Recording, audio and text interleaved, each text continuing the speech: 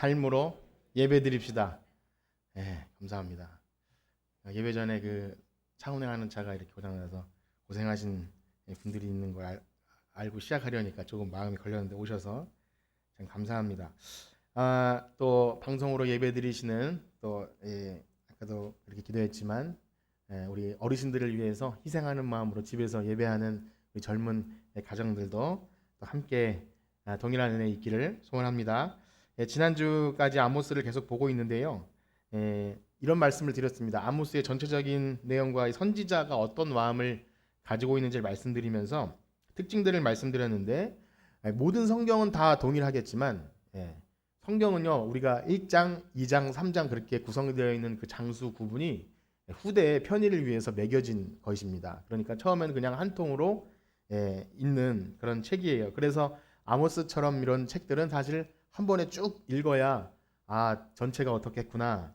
또 사실은 뭐 우리나라 말로 읽으면 어려운 것이 많지만 어쨌든 한 장 한 장에 의미가 있고 떨어지고 이런 것이 아님을 좀 우리가 유의하면서 읽으셔야 하고, 그 말씀을 드리면서 이런 말씀을 드렸어요. 마치 등산을 하듯이 처음엔 작은 산, 작은 이 봉우리가 있고 정상에 가기 위해서 굴곡이 이렇게 있는 순간들을 지나다가 정상에 이르면 가장 핵심적인 말씀이 나오고, 근데 거기서 끝이 아니라 또 내려오면서 올라갔던 것들을 다시 경험하는 그런 구조로 좀 되어 있습니다. 그래서 이 아모스라는 것을 읽으시면서 했던 내용이 또 나오고 등장할 때 뭐 이렇게 반복하나 이런 마음으로 보는 것이 아니라 이 하나님의 마음을 가지고 하나님이 자기 백성을 돌아오는 그 마음을 아모스가 전하는데 마치 장례식장에서 애가를 한다 그렇게 표현이 되어 있는데 애국하는 마음으로 돌아오라 이런 것이기 때문에 전혀 여러분 이렇게 반복한다 좀 똑같은 말이 나와서 좀 지루하다 이런 느낌보다 그 중심을 바라보길 원하는데요. 아모스의 가장 산 정상에서 우리는 어떤 말씀을 들었냐면요. 우리 한번 읽어볼 텐데 아모스 5장 24절이었습니다. 아모스 5장 24절 같이 읽어볼까요? 시작.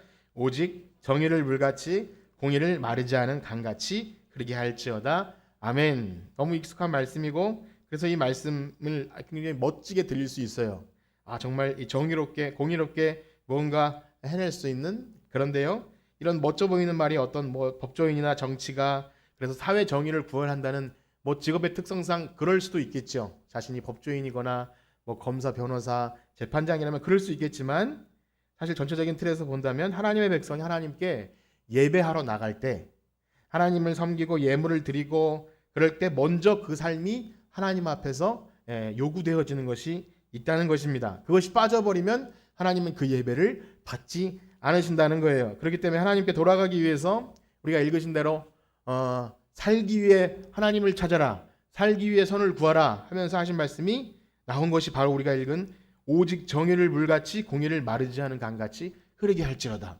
이런 문맥에서 읽어본다면 바로 하나님이 받으시는 온전한 예배는 우리 일상의 삶 속에서 정의와 공의와 선을 구하는 것, 약자를 억울하게 하지 않는 것, 그런 것들이 다 포함되어 있다는 것입니다. 만약 우리 하나님을 섬긴다고 하는 신자들이 그런 삶에 대한 것은 그냥 도외시하고 등한시하고 우리 사이에서 벌어지는 모든 인간 가운데 있는 그런 것들은 다 그냥 관심 없으면서 여기 우리가 읽은 표현대로 베델로 가고 길갈로 가고, 어떤 장소냐면 굉장히 성스럽고 예배 받으시기 합당한 것처럼 보이는 그런 역사와 전통이 있는 예배 장소 베델 길갈로 가도 아무리 좋은 제물을 준비해도 하나님이 그것을 받지 않으시겠다 그렇게 말씀해 주셨어요. 그것이 바로 아모스의 정점이었습니다. 하나님은 아모스를 통해서 자기 백성을 돌아오게 하시기 위해서 돌아와라 이런 마음을 가지고 핵심 내용을 들었어요. 자, 그런데 말씀드린 대로 정상에 이르렀으면 이제 내려가야 되는데 올라오면서 다뤘던 주제들이 다루어질 거예요. 아니 이미 들은 말씀인데 뭐 또 이제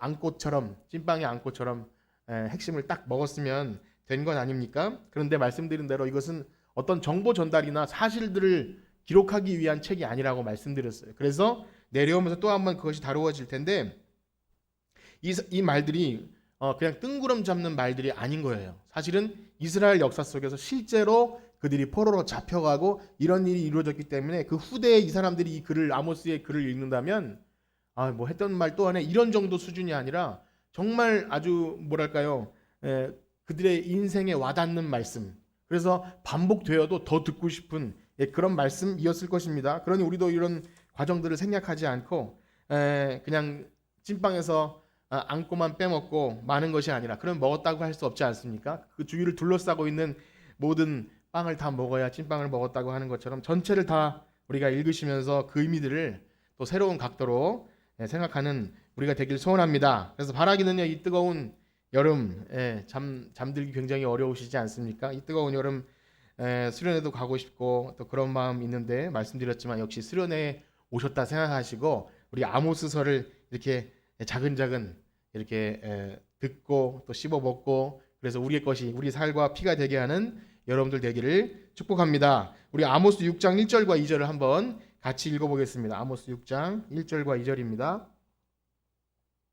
시작. 화 있을진저 시온에서 교만한 자와 사마리아 산에서 마음이 든든한 자 곧 백성들의 머리인 지도자들이여 이스라엘 집이 그들을 따르는도다. 너희는 갈레로 건너가 보고 거기서 큰 하맛으로 가고 또 블레셋 사람의 가드로 내려가라.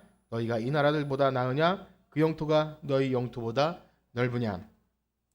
여러분, 아모스의 시작부터 그러하였듯이 그 이방 나라의 심판이나 유다와 이스라엘 심판이나 모두 다 그 왕궁, 왕실, 대표자 모두 우두머리에 대한 심판으로 이어집니다.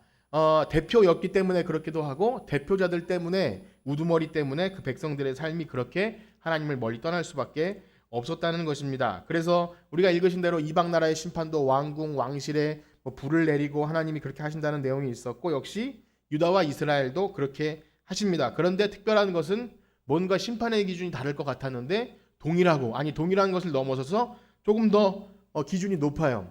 이방 나라처럼 범죄하지도 않았는데 이스라엘 백성을 처참하게 멸망시키신다고 할 때 뭔가 이상한 생각이 들 수밖에 없어요.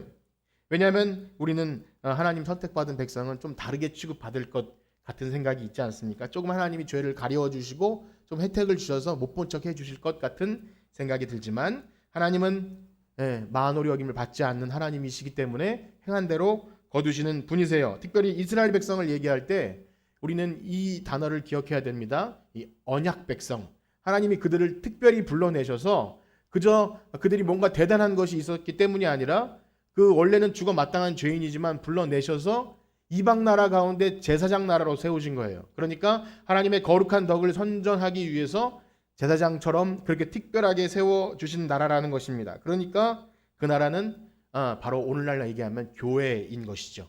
이스라엘도 하나님이 기름 부어서 왕을 세웠고, 제사장도 역시 마찬가지고 하나님이 명령하셔서 그렇게 세워진 것처럼 역시 오늘날 영적으로 생각하면 이스라엘 나라는 교회인 것입니다. 교회는 하나님의 이 땅에서 죽어져가는 죄인들을 불러내셔서 거기서 하나님의 영광의 덕을 선포하고 하나님이 주인 되심을 인정하고 또 하나님의 나라를 이루어가고 복음을 전하며, 여기 우리가 읽은 말씀처럼 이 정의와 공의가 흘러나가게 하는 하나님의 사랑을 전하는 것이 교회의 역할이 아니겠습니까? 그런데 만약에 교회가 그 역할을 상실할 때 이스라엘 백성처럼 심판받을 수밖에 없다. 이 말씀을 우리는 계속 들었습니다. 그런 측면에서 볼 때 이스라엘 나라의 심판은요, 이런 거죠. 오늘날 먼저 우리가 믿어서 하나님 나라의 영광을 선포하고 많은 사람을 옳은 대로 돌아오게 할 교회가 그 사명과 역할을 감당하지 못할 때 교회도 물론이거니와 그 사회가 다 벌을 받게 되는 거예요. 우리가 대표자들이라는 것입니다. 그런 말씀드렸죠. 세상이 썩어서 교회가 힘든 것이 아니라 교회가 제 역할을 감당하지 못할 때 이 세상도 힘든 것, 만약에 우리가 핑계를 댄다면 우리가 대표자가 아닌 것이죠. 장자나 혹은 하나님 보시기에 우리가 정말 선택받은 제사장 나라를 포기하는 것입니다. 우리도 항상 기도해야 돼요. 우리 때문이다. 우리가 제대로 서지 못했기 때문에 세상이 고통받는구나. 그런 선지자 같은 마음, 제사장 같은 마음 우리에게 있기를 소원합니다. 특별히 본문에서 시온에서 교만한 자와 사마리아 산에서 마음이 든든한 자, 또 백성의 머리인 지도자들이라는 말씀을 들을 때 이스라엘 나라의 왕족들, 또 제사장들, 기득권 가진 부유한 자들에게 먼저 심판이 임할 것이라는 거예요. 즉 심판은 위로부터입니다. 대표로부터, 하나님과 가깝게 여겼다는 생각하는 자들로부터 임한다는 거예요. 이러한 말씀은 성경 곳곳에서 등장하는데요. 에스겔 9장 6절에 보면 하나님의 심판이 성소 앞 하나님의 집 앞에 늙은 자들부터 시작된다. 또 베드로전서 4장 17절에 보면 하나님의 집에서 심판이 시작된다.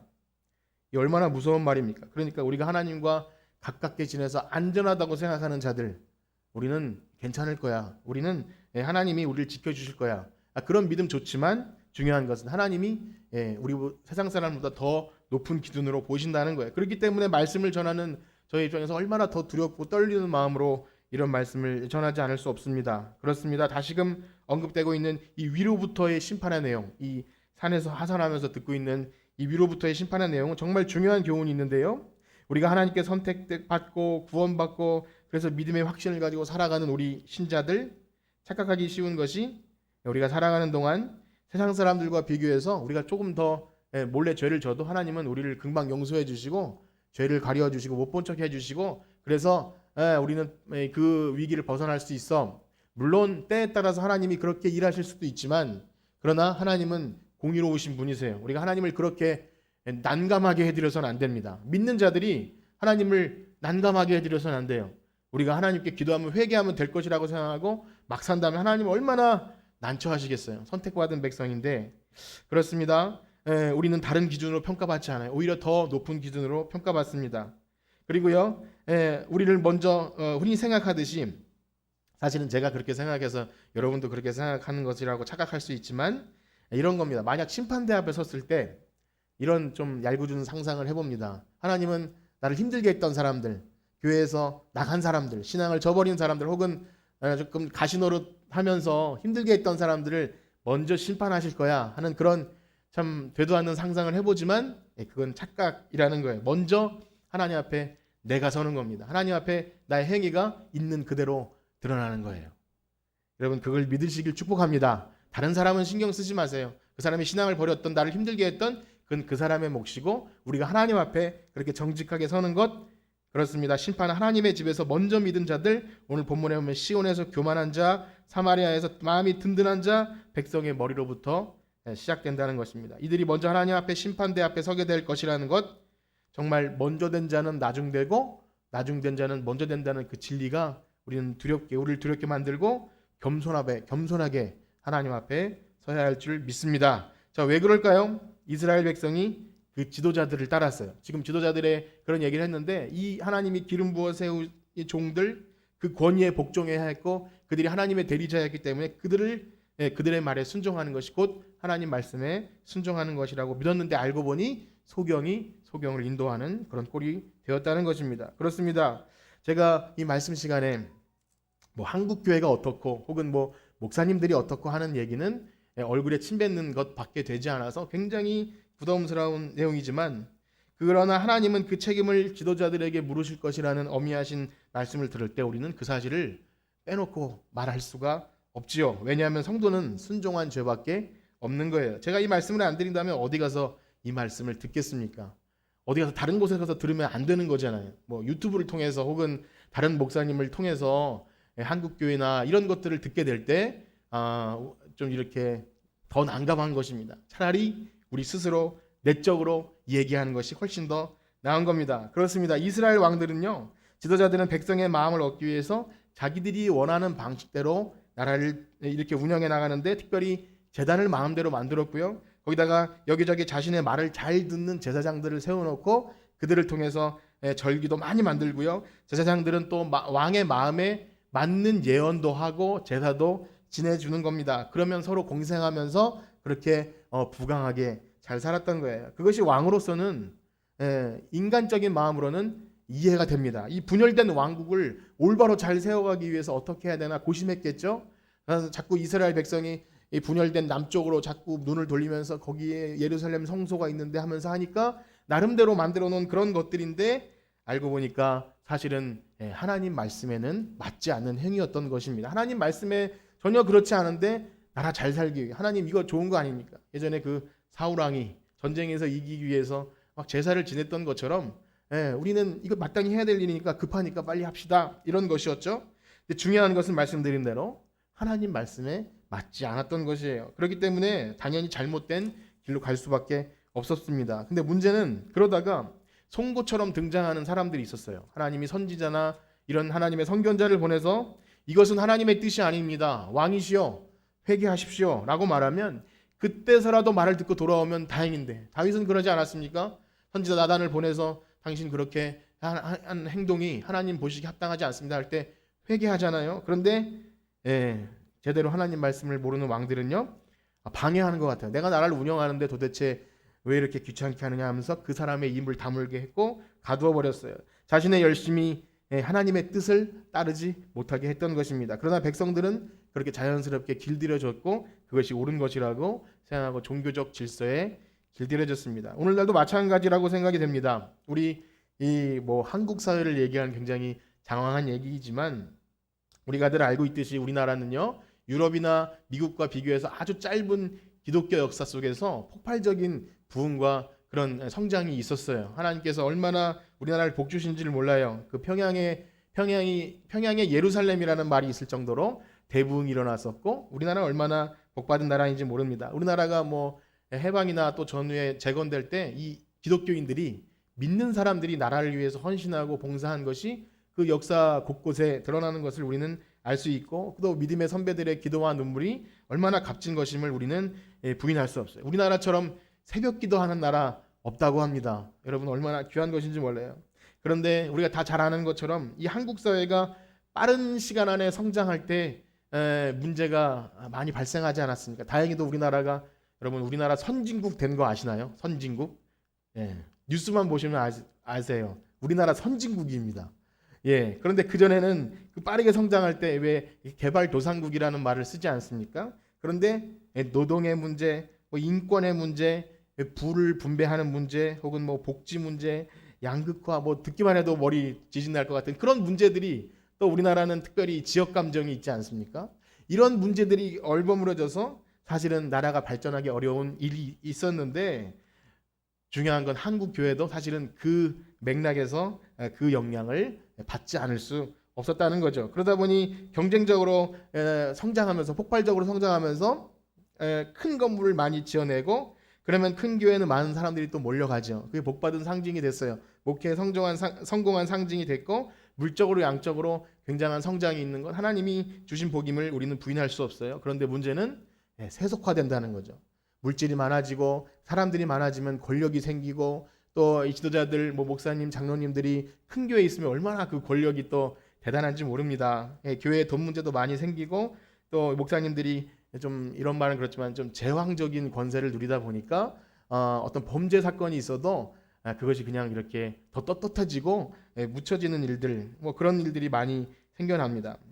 교회가 점점 기득권이 되다 보니까 웬만하면 정부와 친하게 지낼 때도 있었던 것 같아요. 그러다 보니 사회적인 약자나 정부에 좀 반기를 드는 사람들을 나라가 싫어하면 교회도 같이 싫어했던 것 같기도 합니다. 대표적인 사건이 또 이런 말씀드리면 참 죄송하지만 과거에 그 전두환 씨가 5.18 광주 민주항쟁 이후에 조찬기도회를 하는데 목사님들이 모여서 그렇게 축복기도를 해 주었다고 합니다. 우리 전두환 장군, 여우수아 장군처럼 이 악의 잔당들을 뿌리 뽑아 주시니 얼마나 감사한지 모른다고 그런 축복기도를 해줄 때 소름 돋지 않습니까, 여러분? 그런 얘기를 들을 때 나라와 친하게 지내야 교회가 잘 예배드릴 수 있고 교회가 잘 성장할 수 있다는 그런 마음은 충분히 이해가 되지만 하나님이 기뻐하시진 않으셨을 거라고 그렇게 생각이 됩니다. 사실 이러한 종류의 말씀을 드리면 저도 부담스럽고 듣는 여러분들도 아마 낯설게 여기실 수 있어요. 아마 교회가 그렇게 우리의 분위기를 만들어 왔을 수 있습니다. 그렇게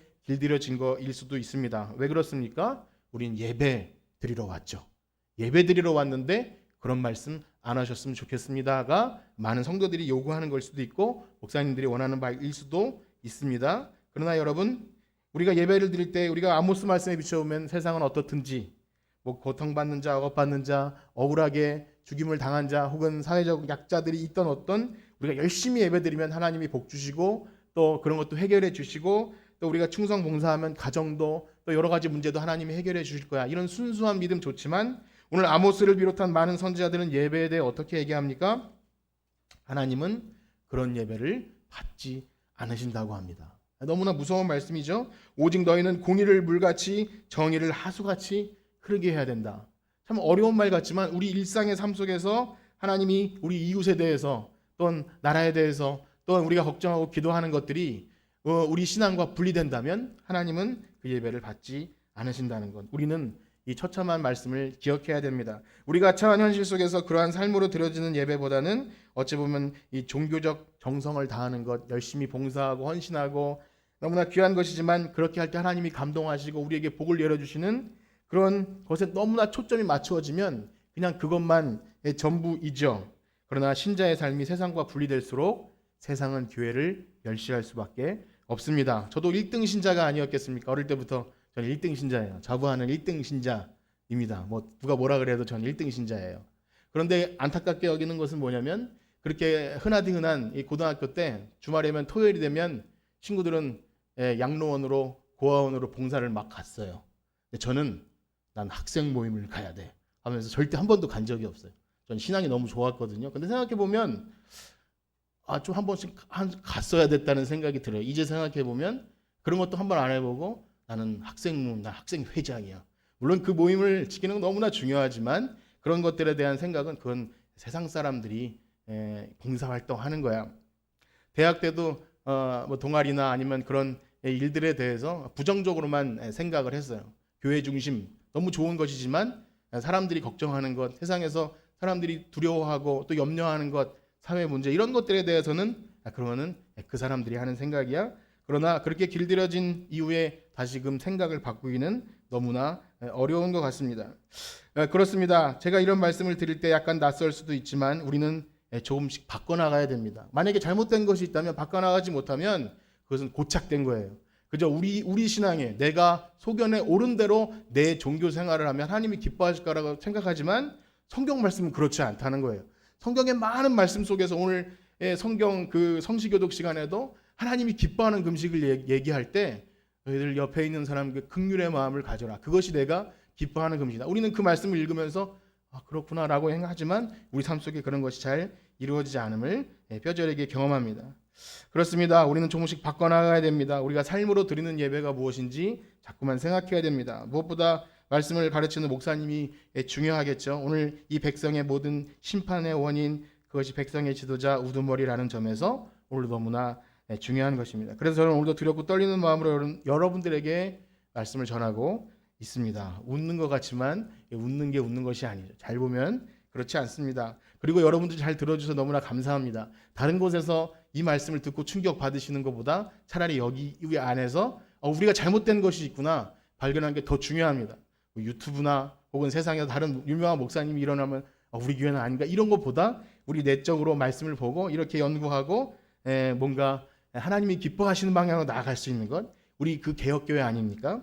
그렇죠. 자기 생각에 갇힌 사람들은 아무리 하나님 말씀을 들려줘도 그건 이상한 생각이야. 그건 자유주의 그런 생각이야. 이렇게 하면서 절대 굽히지도 않고 받아들이지도 않지만 이것은 어떤 사상적인 이야기가 아니라 하나님의 어미하신 말씀입니다. 여러분 그러한 면에서 이 말씀이 조금 어려우시더라도 우리가 좀 바꾸어야 될 부분이 있구나 이렇게 생각되셨다면 여러분 기도하시면서 그런 것을 생각하고 바꿔나가고 하는 그러한 우리 깨어있는 신자들 되시길 간절히 축복합니다. 그래서 그러한 마음이 드셨다면 조금 더 말씀대로 우리의 생각을 바꾸고 그러기 위해서 하나님이 원하시는 걸음을 바꿔나가야 되는데 그것을 한번 구체적으로 말씀드리기 위해서 그 다음 말씀을 좀 더 읽어보겠습니다. 아모스 6장 3절에서 6절입니다.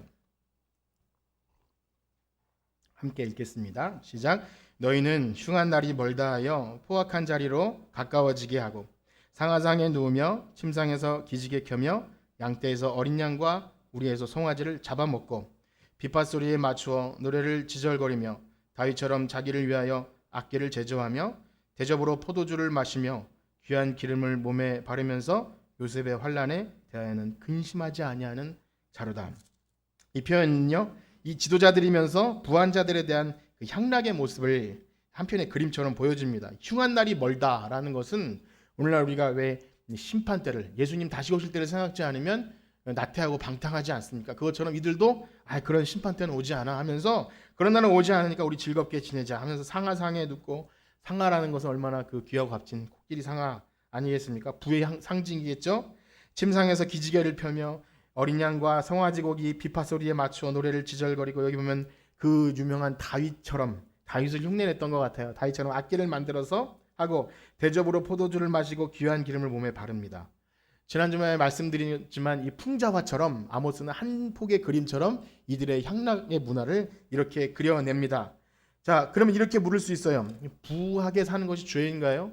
우리가 우리의 것을 가지고 넉넉하게 사는 것은 눈치 보고 그렇게 해야 되는 것입니까? 신앙 좋은 사람은 꼭 청빈해야 되는 것입니까? 이렇게 물어볼 수 있어요. 그러나 핵심적인 내용은 바로 6절이었습니다. 우리 6절 말씀을 다시 한번 읽어보겠습니다. 6절 시작. 대접으로 포도주를 마시며 귀한 기름을 몸에 바르면서 요셉의 환난에 대하여는 근심하지 아니하는 자로다. 그렇습니다. 자신이 부를 향유하는 것이 무엇이 문제가 되겠습니까? 바로 환난당한 자, 여기는 요셉의 환난이라고 되었기 때문에 약간 그 의미가 완전히 분명치는 않지만 이렇게 추측해 볼 수 있어요. 형들에게 버림받은 그 요셉, 종으로 팔려가고 억울한 누명을 쓰고 있는데 형들은 맛있게 모여서 도시락을 먹고 그냥 뭐 나중에 근심은 됐겠지만 자기 삶을 그렇게 신나게 살아갑니다. 그런 이미지를 볼 수 있을 것 같아요. 요셉의 환난을 기억하지는 않고 죄는 바로 그런 죄가 그런 거예요. 고난당하는 자들에 대한, 사실은 우리도 사회적 책임이 있지만 그저 나만 잘 살면 되는 그런 마음. 지난번에도 이야기했듯이 이 누가복음에 예수님께서 부자와 나사로 비유해서 부자가 뭐 그렇게 잘못한 게 무엇이 있나요? 자기가 부자였기 때문에 그렇게 살아간 것인데 나중에 그가 지옥에 갑니다. 그 이유는 무엇이냐면 자기 앞에 굶어 죽는 나사로가 있는데 그를 돌보지 않은 것이죠. 그렇습니다. 우리 신자들이 풍요롭게 살면 그것이 뭐가 죄가 되겠습니까? 허락하신 많은 좋은 것으로 오히려 누리지 못하는 것이 더 이상할 수 있어요. 오히려 과도에 아껴서 남들에게 인색하게 사는 것보단 더 아름다울 수 있습니다. 그러나 지금 이스라엘이 심판받는 내용은 부를 즐기는 것에 있지 않아요.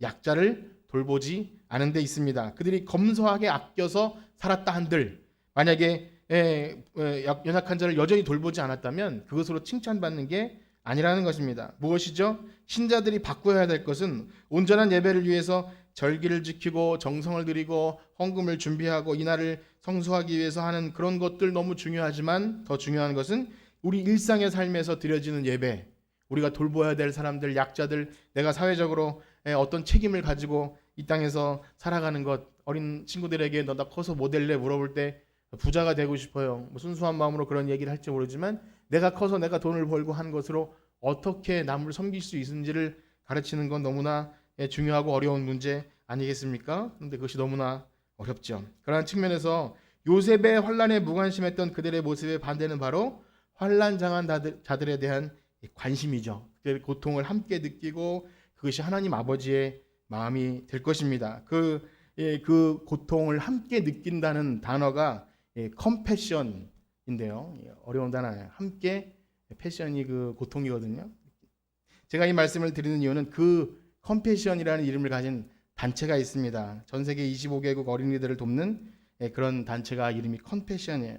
그러니까 그들의 고통을 함께 느끼는 거죠. 사실 우리나라의 전쟁 이후에 서양의 선교사가 들어와서 전쟁 고아들을 대상으로 한 명씩 그 현지 성도들과 매칭을 시켜서 한 명을 먹이고 입히고 또 학교를 다니게 해서 자라나게 했던 그런 단체입니다. 우리는 잘 몰랐지만 그렇게 귀한 일들이 벌어졌던 거예요. 그렇게 우리나라의 인권을 잃어버린, 부모를 잃어버린 전쟁 고아들을 대상으로 섬겼던 그런 그들의 마음을, 아파하는 마음을 같이 느꼈죠. 이제 시간이 지나서 1993년도인가요? 이제 한국은 자립할 나라가 됐다라고 생각할 때 그 단체가 철수했다고 합니다. 그런데 우여곡절 끝에 우리나라도 이제 우리도 그 일을 하고 싶다 해서 많은 참 좋은 분들이, 목사님과 이런 분들이 한국 단체를 만들어서, 한국 컴패션을 만들어서 또 세계 25개국 그 아이들을 돕는 것을 볼 수 있습니다. 제가 아이들을 키우다 보니 그런 것에 관심이 생기기 시작했고, 창조하신 한 영혼인데, 하나님이 동일하게 창조한 영혼인데, 어떤 아이들은 귀하게 집에서 참 귀한 대접 받고 자라는데, 어떤 아이들은 기저귀를 찬 차로 고물을 주워서 거기 있는 쓰레기를 주워 먹고 이렇게 살 때 얼마나 그 고통, 우리는 나몰라라 할 수 없는 문제 아니겠습니까? 그래서 어떻게 하면 우리가 뭐 고아나 과부나 약자를 도웁시다라고 했지만 우리가 어떻게 실천합니까? 그래서 그런 일 하나하나 우리가 찾아내는 것. 그래서 제가 이거를 자랑하려고 하는 게 아니라 이런 게 있다고, 방송으로 보시는 분들은 이 사진이 보일 것입니다. 이렇게 되니까 왜 감옥에서 면회하는 그런 느낌인데, 이 친구는 에밀이라는 친구예요. 에밀이라는 친구인데 아프리카 토고에서 한 달에 한 4만 5천 원을 보내주면 먹고 자고 학교까지 다닌다고 합니다. 관심 있는 분들은 아주 쉽게 연결이 될 수. 이 친구는 여자아이인데 인다라는 친구예요. 인다. 그 인도네시아. 제가 이것을 보여드리는 이유는 자랑하라는 건 결코 아니라 우리가 얼마나 유치합니까? 이런 일을 한다고 얘기하는 것. 그런데 이런 일도 할 수 있다는 것을 알려드리고 싶어요. 특별히 이런 얘기를 들었습니다. 거기에 단체 대표 목사님이 새롭게 하소서라는 그 신앙간증 프로그램에 나와서 이렇게 돕는 사람들을 소개하는데 이 말씀을 드리고 마치려고 하는데 그렇습니다. 한 곳에서 이렇게 후원이 오는데 후원이 끊겼답니다. 그래서 궁금해서 이렇게 전화를 해보고 했는데 처음에 제가 너무 어려워서 후원을 못했습니다. 죄송합니다 하면서 다시 후원을 시작했어요. 그런데 또 한참이 지나서 또 후원이 끊겨서 다시 뭐 어려운 일이 있으십니까 연락했더니 알고 보니까 그분이 목사님이신데 저 남한산성 성남 옆에서 조그만 그 터를 잡고 거기서 특별한 부르심이 있어서 이렇게 어려우신 어르신들과 과부를 데리고 목회를 하는데 거기에 무슨 헌금이 거치고 뭐가 있겠습니까? 그래서 이렇게 도우면서 목회를 하시는데 컴패션이라는 단체도 알게 돼서 후원을 하기 시작했어요. 그런데 돈이 없지 않습니까? 그래서 하신 일이 이 구두 닦는 가방을 메고 남한산성에서 등산하는 사람들이라면 구두를 닦아주면서 이 신발을 닦아주면서 그걸 모아서 후원을 했어요. 그래서 이어갔는데 또 후원이 끊어져서 다시 연락을 했다고 합니다. 그런데 이번에 들어보니까 그 목사님이 루게릭이라고 하는 그런 병이 있어요. 온몸이 굳어가고 말도 못하는 상황에 이르는 병입니다. 그래서 그 사연을 듣고 너무 슬퍼서 이게 알렸는데 그런 겁니다. 그 소식을 들은 사람들이 너무 감동이 돼서 후원이 이어졌고 특별히 자신을 도왔던 한국 사람들이 다 부자인 줄 알았는데 그렇게 구두를 닦아서 돕는 분이 계셨구나라는 소식을 들을 때 그 아이들이 너무나 감동이 됐던 거예요. 제가 이 말씀을 드리는 이유는 제가 이런 예화를 잘 안 들지 않습니까? 드리는 이유는 그런 거예요. 부자라서 돕는 게 아니구나. 돈이 많아서 교회가 굉장히 커서 돕는 것이 아니구나. 제가 이것을 이렇게 가입하면서 보니까 이 후원 교회 이름이 있는데 후원하지 않으면 그 교회 명단이 뜨지 않더라고요. 그래서 이런 생각을 하면서 우리가 신앙이 좋다는 것, 예배를 잘 드린다는 것, 도대체 그것은 무엇인가를 다시 한번 고민해 볼 수밖에 없었어요. 그렇습니다. 우리가 이 말씀을 드리면서 이런 말씀을 드려요. 우리가 성경에서 연보라는 말이 있지 않습니까? 연보라는 뜻이 무엇이냐면 초대교회 사도 바울이 로마서나 고린도 전후에 보면 연보가 그냥 헌금과 돈이라는 의미 같지만 그 뜻은요 버릴련 도울 보예요. 그러니까 이웃의 어려운 과부나 또 이웃의 어려운 교회나 그들을 위해서 구제 헌금을 했다는 것이죠. 그렇습니다. 우리가 복음을 듣고 성령의 충만함을 경험하고 일어나는 변화는 뭐냐면 중요한 특징의 큰 변화는 바로 나보다 어려운 처지에 있는 사람들 향해 우리의 지갑이 열리는 것입니다. 물질이 열리는 것이에요. 교회는 그것을 받아가지고 집사님들의 처음 역할은 뭐냐면 그것을 골고루 잘 나눌 때 하나님이 기뻐 받으시는 향기가 되었다. 그렇게 기록됩니다. 저는 오늘 말씀을 이렇게 마치기 원하는데요. 삶으로 드려지는 예배는 뜬구름 잡는 얘기가 아닙니다. 예배를 더 정성스럽게 준비합시다. 더 철저하게 줄 성수합시다. 헌금도 잘 준비합시다. 너무 좋은 것이지만 바로 이런 것이죠. 이 죽을 수밖에 없는 죄인을 하나님께서 자녀 삼아 주셔서 이 땅에 살아가게 하실 때 우리의 삶의 중심이 이젠 내가 아니라 다른 사람, 나보다 연약한 사람으로 바뀌어지는 것. 그래서 우리가 가진 소유가 많든지 적든지 그것을 가지고 우리의 분복대로 흘러내 보내지고 그것이 하나님이 영광 받으시는 예배임을 우리는 믿습니다. 우리의 그 작은 일들이 하나하나 이루어져 갈 때 우리가 바라는 하나님 나라, 하나님이 기뻐하시는 그 공의가 물같이 정의가 하수같이 흐르는 하나님 나라가 속히 임하게 될 줄 믿습니다. 아멘. 우리 찬송 부르시면서 준비하신 예물 드리겠습니다. 찬송 200